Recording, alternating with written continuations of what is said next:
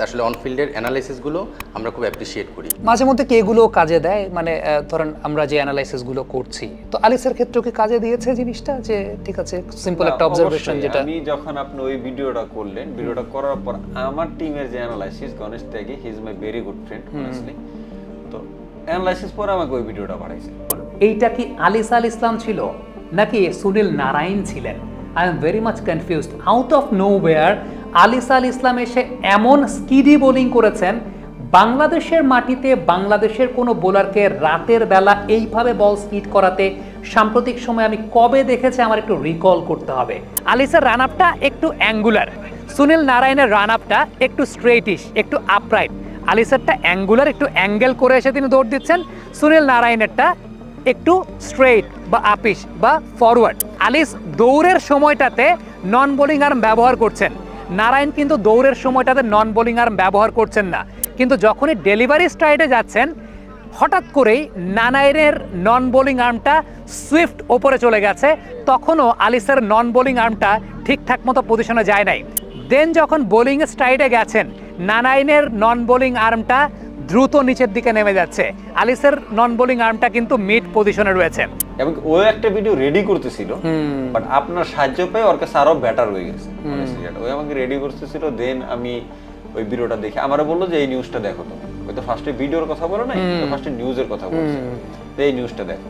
পরে আমি নিউজটা দেখলাম, দেখার পর বললো, পরে আমার জিটি বললো যে তোমার ওই কিন্তু খুব ভালো কাজ করছে, আমি তোমার এই জিনিসটা ভিডিও বানাচ্ছিলাম, ওই আমাকে দেখাইছে তোমার আমি কম্পারিজন ভিডিওটা বানাচ্ছিলাম, বা তার আগে আমি রেডি ভিডিও পাই গেছি, ওর জন্য কাজটা আরো ইজি হয়ে গেছে। তো ওই আমাকে বললো যে এই জিনিসগুলো দেখো, তোমার এই যদি কাজ করো তো তুমি আরো বেটার, এখন যে অবস্থায় আছো এর থেকে বেটার অবস্থানে যাবে। আসলে অন ফিল্ডের অ্যানালাইসিস গুলো আমরা খুব অ্যাপ্রিশিয়েট করি, মানে আমি পার্সোনালি খুব অ্যাপ্রিশিয়েট করি, বিকজ এটার মাধ্যমে কিন্তু আমিও অনেক কিছু ক্লোজলি অবজার্ভ করার সুযোগ পাই। So thanks for that. বাবা এত এনার্জি কই পাও? এই পাওয়ার চুমুকে অ্যাকশন। আমরা দেখতাম যে বললো উইকেটের কথা, Shami is like he does a show, so popular show, এত অ্যানালিটিক্যাল। মাঝে মাঝে ওকে বলি তুমি অতিরিক্ত অ্যানালিসিস করো, আমি বলেছিলাম 2 বার।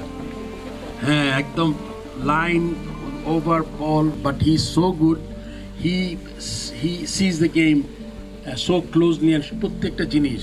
I have personally observed 3 significant technical changes of yours on 3 different phases of your career. আপনি যখন ক্যারিয়ার শুরু করেছেন 2007-এ, সেই সময়টা অনেকটা স্ট্যান্ড অ্যান্ড ডেলিভার্ড স্টাইলে আপনি ব্যাটিং করতেন। আফটার দ্যাট একটা পরিবর্তন, কিছুটা অ্যাক্রস যাচ্ছেন। 2019 ওয়ার্ল্ড কাপে আমরা দেখলাম 4টা অকেশনে আপনি বোল্ড আউট হয়েছিলেন। After that there was a massive change on আপনার অ্যাপ্রোচ।